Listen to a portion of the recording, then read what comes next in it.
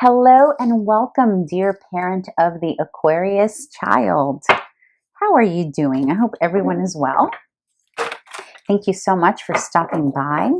I hope you find something useful in this reading. And this is for May 2021. And as a reminder, my readings are not gender specific, so please make sure to apply gender as it best resonates for you and your household. And all age ranges are welcome. So some of you are here for itty bitty little ones, and others of you are here for teenagers, while others of you are here for everything in between. You are all welcome. And if you haven't done so already, please subscribe to my channel. It would be very helpful. I would greatly appreciate that. And yeah, let's see what's going on with little little Aquarius, our little revolutionaries. Let's see. All right. Let's get started here. Please remember that this is for the collective. It's a general reading. If it does not resonate for you this month, come back next month and see if that reading is for you. All right. So this first position will tell us a little bit about what your little Aquarius is experiencing during the month of May. And we have the Five of Swords and Diviner of Cups. Beautiful. Very nice. Okay, so that Diviner of Cups, by the way, is pretty much the Queen of Cups. And the Five of Swords is, well, it's the Five of Swords. Now, isn't that adorable? Look at that cute little monster. So the Five of Swords can be a bit of a conflict, competitive, maybe sometimes, depending on the other cards, like a self-ostracizing card. Or maybe sometimes it can create an energy of jeopardizing relationships for, self-validation or whatever, or self-needs, if you will. But in general, the Five of Swords indicates some conflicts with others. And sometimes this could be peers, siblings, neighbors, whomever your little one hangs out with, whomever they play with. This could also include adults. So the reason for conflict, though, or the reason you may be observing your little Aquarius maybe be a little confrontational during the month of May is because they're really coming into their own understanding of their power. Now, the Queen of Cups energy is very much about fullness in their creativity, fullness in the way they show emotion and the way they want to feel emotion, and knowing and being aware of how they want to be loved. It's a very intuitive card as well, as you can see by the third eye. It's a very spiritual card. So what happens here, or what could potentially be happening here in May, is that you have a little Aquarius child who is very aware of these elements about him or her, or very aware of these elements within the adults and the people around him or her, right? So for example, they may be very in tune with this energy of love and enlightenment and intuition, to the point that they're very, almost like, have conviction about this type of power, or can firmly understand their own power, to the point that they have a stern conviction of what they want, causing conflict with others who don't understand, because this is very mature, right? This is a very evolved energy. I know who I am. I know I'm worthy. I know the people around me are worthy. I love them. They love me. I know what I want, and I'm going to communicate what I want.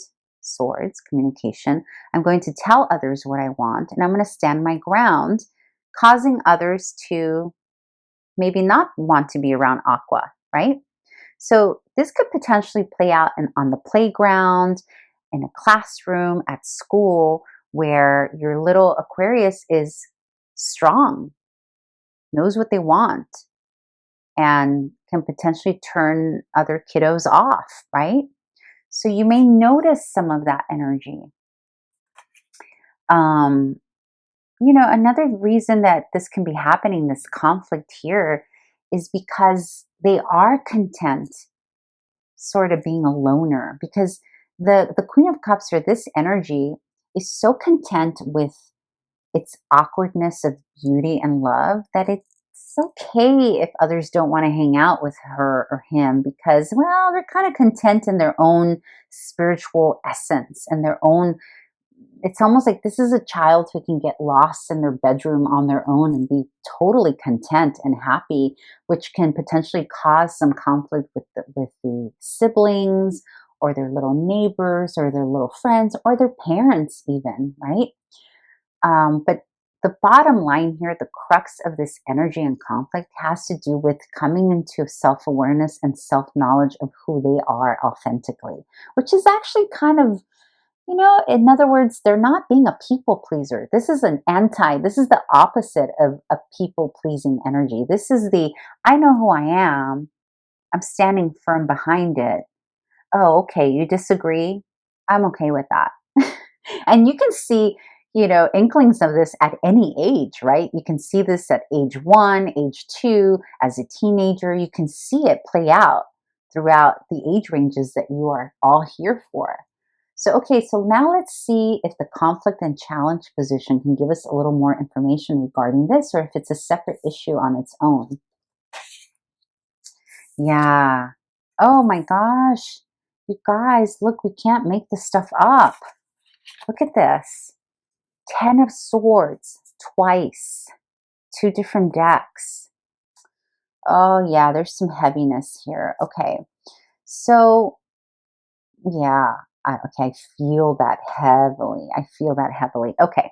10 of Swords is a couple of things here. It's about, first of all, there's some sadness here. There's something happening here in their environment. Okay, there's some heaviness here. This can be illness. The 10 of Swords can be illness. It can be feeling misunderstood by others, because the Swords is communication. It's about not feeling well enough to be oneself. So again, this could be your child could be facing a little bit of an illness, maybe not feeling well, not feeling like themselves. So therefore, it's got them maybe a little bit more fervent and more stubborn about who they are, this energy, because there are some other things that don't feel good around them that they want to balance, right? The good thing about the 10 of Swords is that it's at the end of whatever this negative experience is. Also, though, the 10 of Swords can indicate a sense of carrying the burden of another. This could be carrying the burden of a friend, carrying a burden of a sibling, carrying a burden of the parents, primarily as it relates to mental anguish and the way somebody communicates, right? So what I'm trying to say with that is that they could be observing misalignment in communication in others, or mental anguish in others that is throwing them off kilter. This could be, this could just be, really, this is about your little one here, the conflict, the reason they're being stern here on their own 2 feet and holding their ground is because they don't want to take this burden anymore, this mental anguish. So perhaps they are observing the adults in their life, struggle in the month of May, or a sibling or a classmate or a best friend, someone who's suffering somehow. Maybe they're sick physically. Maybe they're just, I keep getting the word mental anguish. Like maybe they're observing a parent go through depression. Maybe they're observing a child, another friend go through depression. There's something here that they are observing that's either making them pull away from these characters, whether it's the parent or the friend or the sibling. It's like making them pull away from this energy and become firm, like they're self-regulating themselves here by standing by their conviction and accessing this energy, which is actually very freaking powerful. This is a very powerful energy, considering this heaviness that they are, the conflict and the challenge. I mean, look how sad these cards look. This is twice. It came up twice in the same position, which enunciates, which really is screaming here, dear parent. So if this is something that maybe is going on in your household, if one of your family members is going through severe depression, maybe feeling down on their luck, or not maybe communicating with each other in the household in a way that's not productive or constructive, that your little one is observing. Just being mindful that your little one is observing this. Now, they're standing their ground, right? But also, whatever they're observing in the household could be something they're taking into the playground or with their friends in terms of this other conflict that they're having. Or these two characters here could symbolize the adults struggling in their lives that they're observing, right? Nevertheless, though, they're self-regulating. They have this little internal power within them to access a very spiritual realm. And this is, I'm seeing this for any child, any age. I'm seeing the wide range of ability here in any age range. So this is quite beautiful. Yeah, so this is something to be aware of, dear parent. Just kind of watch yourself and be aware that little one is paying attention. He or she knows and is aware that there's some stuff that you're carrying, some burden here. And again, this burden doesn't have to be yours, parent. It can be something that another child is experiencing that they're observing. Okay, so it's going to play out differently for all of you. Okay, so let's move on to this position. And this is what your child, what your little Aquarius needs most from you during the month of May. Now, this is what they need, not necessarily what they want. Oh my gosh, you can't make this up. Oh, yeah, okay. Oh my gosh. Okay, so the Five of Wands, it's another card of potential conflict. The difference, though, the difference between this Five of Swords conflict and this Five of Wands conflict, the difference is that there is a power here to work together with the people that you're in conflict with. There's a potential to negotiate. There's a potential to agree to disagree, right? So if your little one is having issues with a conflict, and it's coming back to you, dear parents, Two of Wands, two roads, two different ways to take your energy, because it's wands. So this is about your actions as a parent. So what this tells me, dear parent, is that yes, there is something your child is observing in terms of how you are handling a situation, or whomever these characters are here. And you have the power here to change this Five of Swords into a Five of Wands, meaning move the conflict into a more constructive way of handling. So if it's you in the household who's having conflict, whether it's you having conflict with your boss, having conflict with your partner, with your spouse, with another neighbor, with a parent, figuring out a way where your child can see that this conflict can be healthy if you agree to disagree, or if you move it to a more positive way, choosing a direction here. This is about choosing a direction that's negotiable and your child observing it, right?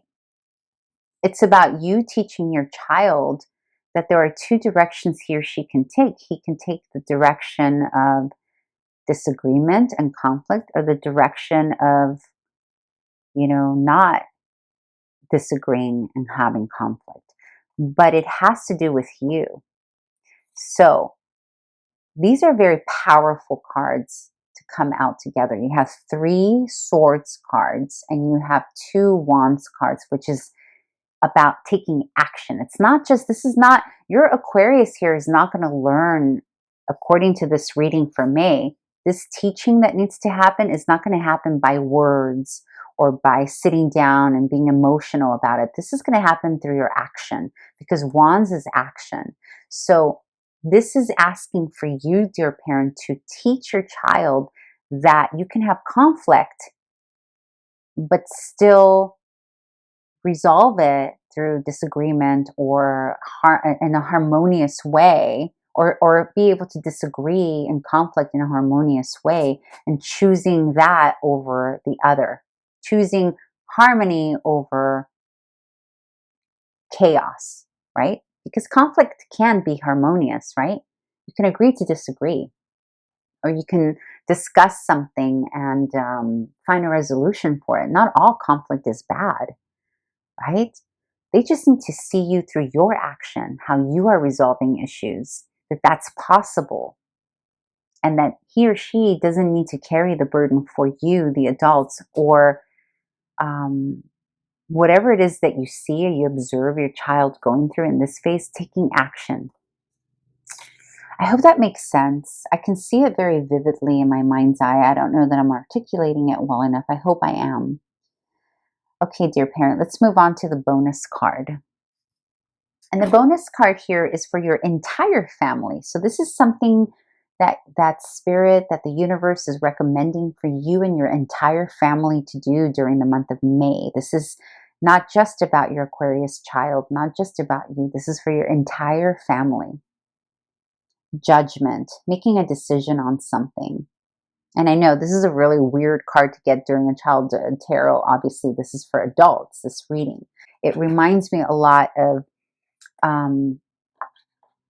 the potential of being bound to something unhealthy. And the way out of it is to decide away from it. It goes back to this Two of Wands, right? So there's a decision that your family, you as a family unit, need to make here in the month of May. There's something causing angst in your family. There's a decision that needs to be made here, and it will benefit the entire family. I think the issue here, the biggest issue, is that there's no resolution, there's no decision. It's like trying to figure out which way do we go, and this anguish popping up more longer than it needs to, because the decision hasn't been made. Once the decision is made, then we know how to negotiate and move forward to the next step. So judgment tells me that as a family unit, a decision of something needs to be finalized. Something needs to be decided. Something needs to be let go of to move into a different direction, or a new direction needs to be accepted to move forward. So yeah, that's what needs to happen here in May for you and your family, dear parent. I hope this was useful. Please remember to subscribe, comment, share, like, all that good stuff. And I hope to see you back here in June. Bye.